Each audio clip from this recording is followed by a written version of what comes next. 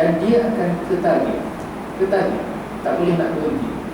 Bukan kata-kata nak serang orang yang rokok, tidak. Tapi yang nak disebutkan, ini antara masalah-masalah yang jarang orang kita beri perhatian. Kalau yang saya cuba, mungkin Allah SWT nak beri yang terbaik buat kita, tapi bila kita dengar benda ini, antaranya kalau kata contoh dengar sahabat-sahabat yang kena gangguan, yang suka dapat zuriat, yang masalah skizofrenia. Zaman sekarang kita panggil skizofrenia. Dia mendengar bisikan, dia dengar macam ada orang cakap, dia suruh buat tu, suruh buat tu. Dia dengar je benda tu, skizofrenia. Zaman sekarang panggil, doktor kata tu bahasa sains, tapi tidak mustahil dia ni gangguan syaitan. Buat. Kalau dia kata pukul orang tu, pukul, dia tak pergi pukul. Anda pernah bersahabatkan dengan seorang sahabat ni, dia kena skizofrenia teruk. Benda tu arahkan dia pukul orang tu, padahal dia tak pernah kenal, tak pernah jumpa pun. Tak pernah kenal, tak pernah jumpa. Dia pukul orang tu sepanjang mati. Tapi bila bawa naik kes polis, keluar surat, saya ada masalah skizofrenia, tak boleh nak buat apa-apa. Ini contoh. Jadi macam mana nak buat skizofrenia? Dia tanya dia macam mana, doktor kata emosi lah, itulah, inilah, sebagainya. Jadi kita cari balik rawatan ke arah ibadah. Tapi bagaimana ibadah kita nak diterima Allah Subhanahu Wa Taala kalau datangnya tubuh badan kita tadi ini baja-baja dia daripada benda yang haram? Itu benda yang berat. Antara benda yang ringan, yang kita mungkin tak nampak. Kalau orang tua kita dulu dia kata apa? Kalau masak, jangan nyanyi. Nampak?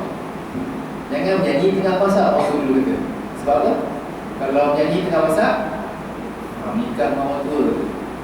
Tapi orang sekarang dia suka nyanyi tengah masak. Dia kata apa? Boleh nikah dengan datuk ustaz. Bila kita lalai daripada masak, itu contoh lah. Kata orang tua dulu lah kan, lalai-lalai mungkin terlebih garam, mungkin tawar dan sebagainya. Tapi hari ini kita nak kaitkan dengan halal dan thayyibah. Buka nama, ada internet tu cari Masaru Emoto. Masaru Emoto. Dia membuat kajian. Apabila zarah air tadi ini contoh didedahkan kepada perkataan-perkataan tertentu, maka zarah air tadi dia akan mengikut sifat kepada perkataan-perkataan tertentu.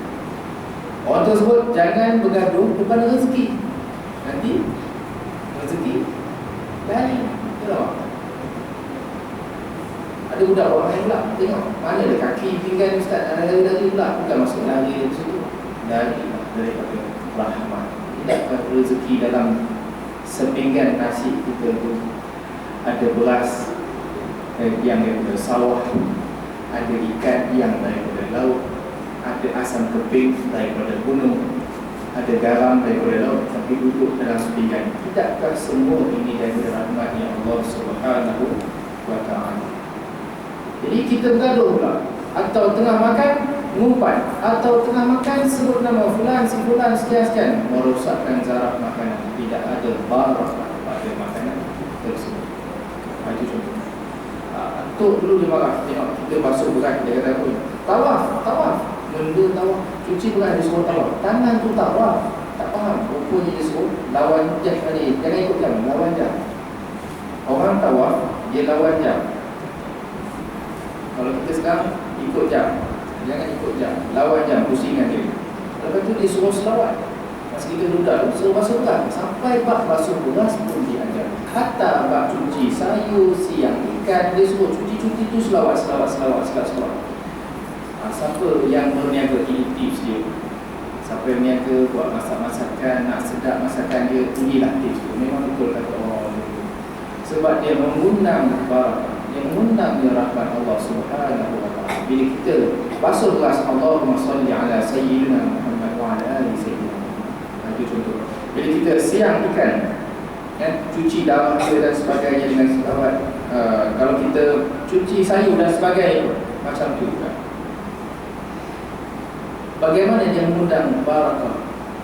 Macam mana kita kata, kalau bacakan Yasin pada air, macam manakah transfernya Yasin tadi itu menjadikan air tersebut sebagai penawar? Orang kafir buat kajian, bukan orang Islam. Orang kafir buat kajian. Orang kafir lebih percaya daripada kita, sibuk nak bida'ahkan baca doa pada air. Nabi tak ajar kata Allah. Memang Nabi tak direct buat cara macam tu yang kita nampak, ataupun yang ada dalil-dalilnya. Tapi orang kafir buat kajian, bila kita sebut perkataan-perkataan yang buruk sifat dia, atau caci atau maki, maka terakamlah dalam makanan tersebut, dalam zarah dia. Dipanggil beberapa orang, disuruh bacakan mentera mengikut agama masing-masing. Yang beragama Hindu, ikutlah, bacalah mentera dia. Dan sifat zarah itu berubah mengikut apa yang disebut-sebutkan. Begitu juga dengan orang Buddha, penganut agama Buddha. Dia mengikut sifat-sifat apa yang disebutkan. Tapi bila sebut alif lam lam ha, bukannya sebut, ditulis pada sekeping kertas dan ditampal pada cawan, pada gelas yang ada air. Zarah dalam gelas tersebut daripada bulat diam saja, dia bertukar ibarat bintang, ibarat berlian, berkilau-kilau. Yang kita nak masak, orang kita duk nyanyi, tuai pagi antara masa. Orang dulu-dulu lah nyanyi lagunya tu, tapi ditegur. Ada pula menyanyi lagu-lagu sedih. Bayangkan tukang makan pun jadi sedih. Jangan terkejut lah kalau orang tak datang tempat awak minggu lagi. Ini contoh. Jadi bayangkan, daripada mula kita nak menyentuh benda yang dijemput para, pertama tolong berwudu. Mama sekalian, walaupun uzur, ambil wudu.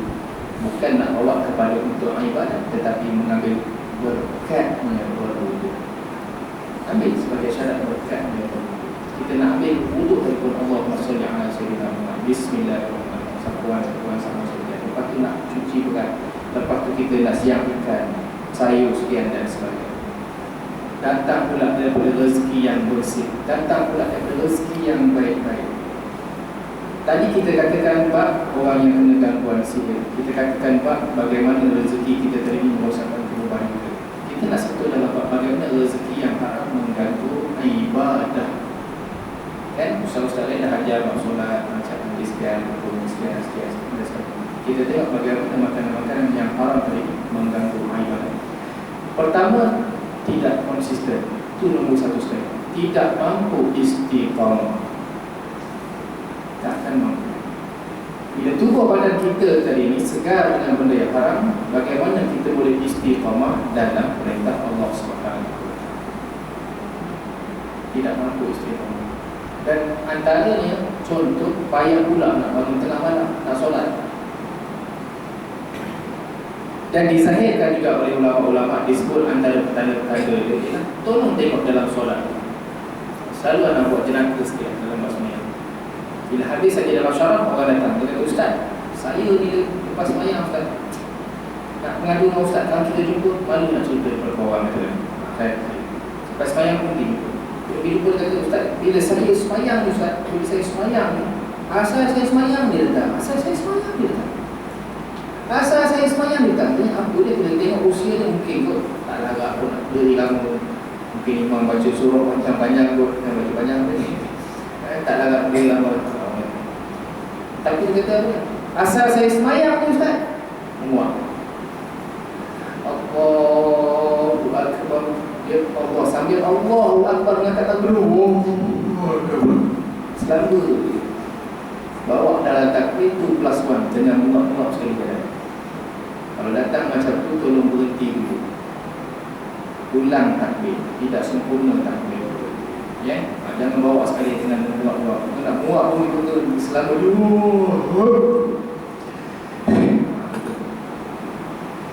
Baca tengah-tengah baca pun wallahualam. Rukuk kerap Allahu Akbar, subhanallah. Sami Allahu liman hamdah. Rabbana walakal hamd.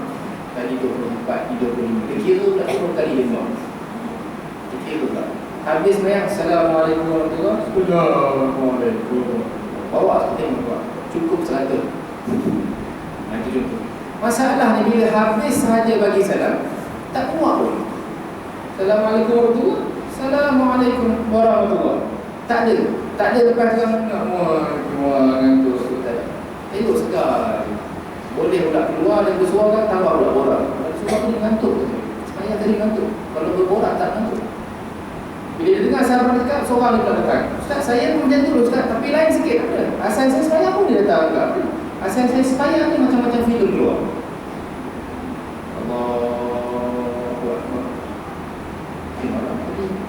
senang. Apa kan tak ingat. Aduh, rugilah. Allahu Akbar. Allah, tayar lupa nak faham. Tadi lalu dah betul nak tak faham pula tayar. Allahu Akbar. Jaya kali. Dan niat dah nak beli santan, tak beli juga kata. Dalam sembahyang macam-macam. Daripada mula sampai habis. Macam-macam filem juga. Tapi siap bagi salam, satu filem pun dah datang. Bagi salam ni filem pun dah datang. Ada seorang Allah ni pun dengar aku macam tu juga. Dia kata, saya ni, apa Ustaz, saya tak boleh ikut imam solat. Tak boleh berjemaah dengan imam. Imam baca lambat, kata dia. Muncul. Imam baca lambat. Dia tadi baca kafir dulu. Suruh pendek-pendek, apa pasal lambat pula? Kita tengok dia sembahyang Allah berlebih. Allah bersungguh. Allah bersungguh. Allah. Bayangkan solat dia. Kalau kata contoh, kita ni buat 2 rakaat tentu 5 minit, dia 2 rakaat tak sampai 1 minit, 55.25 saat selesai 2 rakaat. Kalau 4 rakaat 1 minit lebih, tak sampai 2 minit pun selesai. Di dalam bab ni, kita nak beribadah, macam mana nak mencari kesempurnaan. Betul. Azan.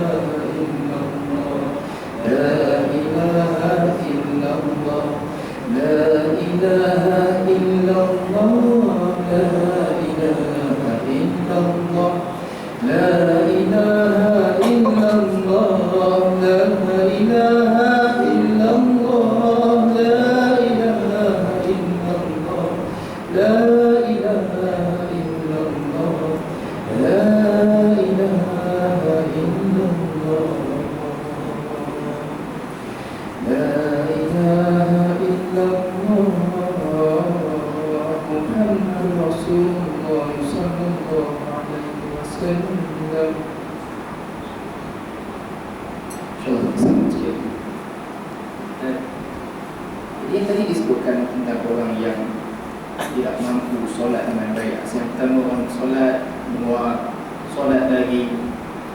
Ada orang pula dia macam-macam filem keluar. Ada orang pula solat dia ekspres, masuk dia cepat, 1 minit boleh selesai yang 2 rakaat. Sekejap tak ada. Saat kita tu masuk yang ke-60 dia dah bagi salam. Salam pun dah Assalamualaikum. Laju. Dan ada setengah orang pula, orang Kelantan kata koyak. Berat sikit koyak berjaya. Bila dia sembahyang dia tak boleh ingat rakaat dia, dia tak boleh ingat bacaan dia. Kalau dia berimam, Allahu Akbar, dia baca inna solati wa nusuki wa mahyaya wa mamati lillahi rabbil alamin. Imam tengah baca alhamdulillahi rabbil alamin. Jadi sambung Ar-Rahmanir Rahim. Kita hari tak habis disambung Fatihah Pak Imam. Itu contoh. Kalau dia sembahyang sendiri pula 3 ke 4, 2 ke 3 rakaat dia tak ingat. Tadi ada tahiyat tak?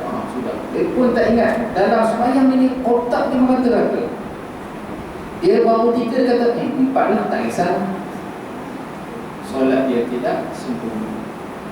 Dan kita pula tidak menambah amalan sunat selepas yang wajib. Kita ada solat-solat sebelum solat yang fardu dan selepas solat yang fardu. Dan qabla dan ba'da. Tak minat nak buat. Kita menganggap ibadah kita tadi itu dah sempurna. Allah dah janji aku dah buat. Sedangkan kita mencari kesempurnaan. Jadi sampai dengan ayat tadi, ya ayuhan nas, semua manusia. Disebutkan oleh ahli ulama juga, adalah satu tanggungjawab kita kepada tetamu. Walau tetamu itu bukan orang Islam dan dia dah biasa dah ataupun tak pernah ambil berat pun tentang bab makanan halal, tanggungjawab kita menyediakan makanan yang halal bagi mereka.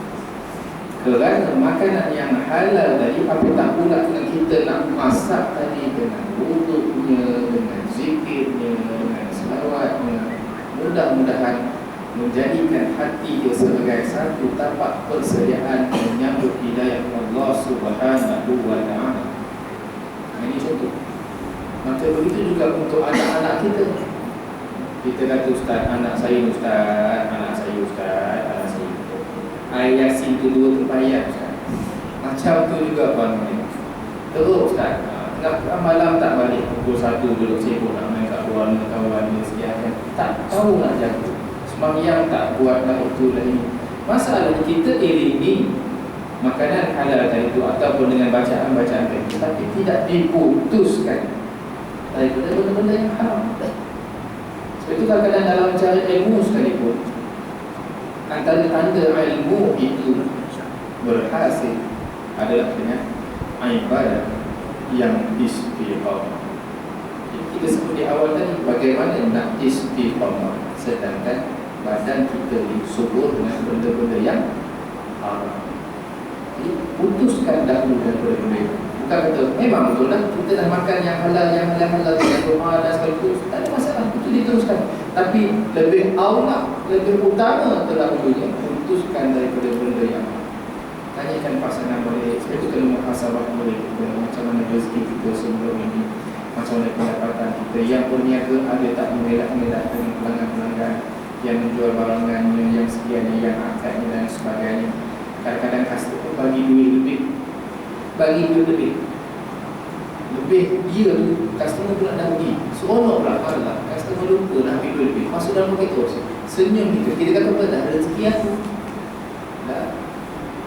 Itu Allah uji kita. Pernah dalam pengalaman beberapa kali jumpa wallet tu, tak tahu orang sekali rajin tu jatuh dekat jalan. Bukan sebab nak tengok duitnya, nak tengok kad pengenalannya ke ada nombor telefon kawan-kawan ke, bisnes kad dan sebagainya. Tapi dalam wallet tadi tu duit terbayar RM50 adalah macam ni, sampai tak boleh lipat habis wallet dia. Dalam hati kita takut, Allah kau uji aku Allah dengan duit Allah. Setan pun datang, macam lepas tol lepas minyak, lepas bilain, lepas bilapi, lepas itu kan begitu. Tapi la haula wala quwwata illa billah. Kita ni tak boleh tanpa bantuan Allah SWT, tak boleh sendiri-sendiri jadi baik, tak boleh sendiri-sendiri boleh tolak benda yang haram. La haula wala quwwata illa billah. Jadi disebut di dalam Al-Quran, disebut di dalam hadis, orang yang bila dia tengok langit, bila dia tengok bumi, bila dia tengok laut, bila dia tengok orang yang cacat, dia tengok orang yang sakit, dia tengok orang yang tua, dia tengok budak yang muda dan sebagainya, tidak ada benda lain melainkan semua perkara itu menzahirkan pandangan dia kepada kebesaran Allah. Bila kita tengok ayahanda-ayahanda kita yang berusia istiqamah di masjid, mak-mak kita tak uzur pun Allah gagahkan juga, sampai juga nak berjemaah, sedang kita ni gagah boleh mis-mis. Kadang-kadang pun ada hati, hari ini tak mau pergi, dah ada niat tak nak pergi awal-awal. Rosaknya hati, semangat kita tadi ni nak beribadah, sedangkan semalam dah buat, hari ini tak nak buat. Kita dengar azan, kita dah ada kemampuan untuk pergi, untuk sambut, tapi kita pilih untuk tidak pergi. Kalau pergi sekarang, lambat pula pergi kerja. Itu contoh. Kalau pergi sekarang, ini kan stadium penuh pula. Ini contoh antaranya. Sambut suruhan Allah Subhanahu wa ta'ala. Ramai orang kata bila masuk buat haji, buat umrah, seru tak sampai dah. Hayya 'alal falah pun dah ada. Tiap-tiap hari itu termasuk kejayaan. Bukan kata ustaz, saya ni belum sampai 10 ustaz, nak pergi haji. La hayya 'alal falah, kejayaan. Meninggalkan benda yang haram pun hayya 'alal falah. Memburu benda yang halal pun hayya 'alal falah. Nanti istiqamah pun dalam ibadah pun hayya 'alal falah. Hayya 'alal falah kalau tahu bukan kejayaan dalam bentuk bisnes, dalam bentuk ilmu, dalam bentuk fikah, dalam bentuk kerjaya sedekah. Yang utama sekali yang afdal, yang utama adalah dalam bab ibadah. Pernah ada sahabat dia cerita, saya susah nak bangun tengah malam ustaz. Ustaz ceritakan bab tahajud, ceritakan bab qiyamul lail, seronok bila dengar. Tapi bila nak buat siksa, azab, dah buka mata pun, telefon dah bunyi pun, tak bangun juga. Ambil keputusan pegang telefon untuk tutup. Bukannya nak pergi ambil wudhu, sayang tak boleh. Ada sahabat dia ceritakan dia beli 3 sampai 5 biji jam loceng. Bunyi yang pertama beza dengan yang kedua, dia siap satunya ada yang setengah jam, yang seorang lagi ada yang 15 minit ring untuk ditutup. Tunggu yang nombor 2 dulu, sambung pula. Ring tutup, tunggu yang nombor 3 pula, Sampai sudah last kali subuh gajah. Apa kena-kena gajah dengan subuh Allah pun tak tahu. Sampai sekarang dia cari ada apa benda ni gajah dengan subuh tak tahu. Kalau kata lambat susah nak bangun Ustaz, kalau kita bukan subuh gajah, kita subuh dah esok, tak boleh bangun langsung. Ini contoh. Maka carilah kekuatan itu dalam jamaah. Walaupun hari ini nampak macam tak ramai, seperti mana kita bila kita beribadat, kalau dia ada sahabat tanya, tidakkah kita bila kita beribadat di tengah-tengah orang ramai, kita tampak ibadat kita tu riak. Riak, dia rasa macam nak tunjuk dengan orang, aku orang yang baik. Jadi katakan dalam hadis, bila kita masuk, kita mengangkat diri kita lebih baik daripada orang lain, Nabi dah sebut ada bintik-bintik syaitan di dunia. Kita rasa kita lebih baik daripada orang lain, maksudnya ada bintik-bintik syaitan di dunia. Tapi bila kita nak beramal ibadah, kita jadi rajin, kita lepas buat satu yang sunat, buat lagi, lepas tu zikir pula, lepas tu doa pula, rasa nak buat lagi, buat lagi. Itulah tandanya rahmat yang Allah bagi di kalangan jamaah. Cuba di rumah, buat tak agak? Tak buat. TV kita lihat kita, macam ini nombor buku sekian. Ini kita tengok. Sedangkan bila kita duduk ke dalam tempoh 10 minit, kalau kita buat 2 rakaat solat sunat taubat, settle, selesai.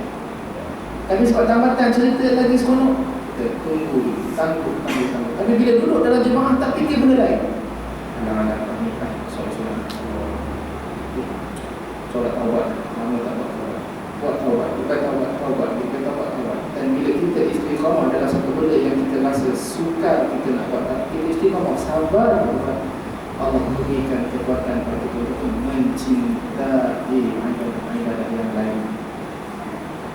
Dan istiqamah pada satu benda, tapi cari pula, belum try lagi lah tahajud, lama dah tahajud,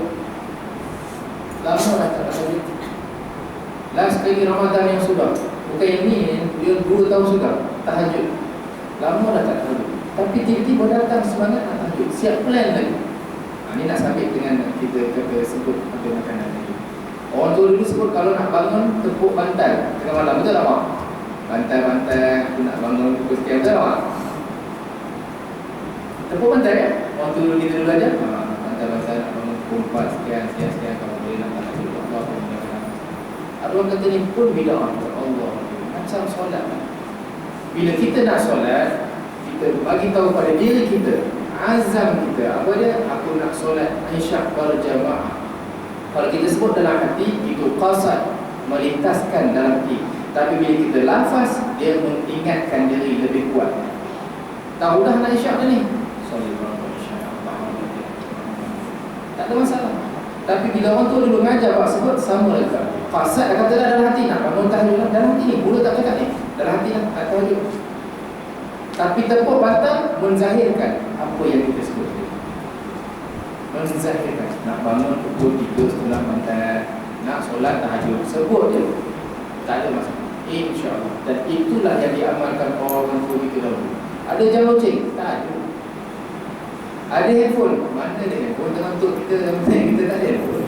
Macam mana boleh istiqamah? Dan dia boleh subuh pula, dia antara orang yang terawal. Kadang-kadang tunggu bila nak buka pagar masjid di dalam. Dia bukan orang masjid, dia bukan ada kunci, dia kek, tapi dia antara orang yang awal. Tapi bila dia sampai awal, bila dalam kali, siap dalam kali, imam dalam kali, dia jadi orang yang awal. Last kali disebabkan dia selalu awal hadir ke masjid, surau, diserahkan amanah kunci kepada dia. Minta maaf lagi, tengok Al-Jin memang sungguh istiqamah lah sampai masjid. Kami ni terbakar juga, pokok sampai awal, nak kunci, tolong buka pagar, bagi amanah kepada dia. Seseorang itu tidak akan mampu menjaga amanah dengan Allah Subhanahu Wa Taala kalau jiwa dia penuh dengan benda-benda yang haram. Tapi tengok dia standard biasa, dia bangun dulu awal tu tak ada masalah. Kita kadang on off, terlajak, bukan on off tu kadang-kadang, selalu. Yang kadang-kadang tu yang awal, itu balik. InsyaAllah, jadi mudah-mudahan kita pegang balik pada diri kita, tengok kepada keluarga kita, tengok kepada amal ibadah kita. Kita belum masuk bab solat, kita belum masuk bab puasa, belum masuk bab haji, kita baru pergi ke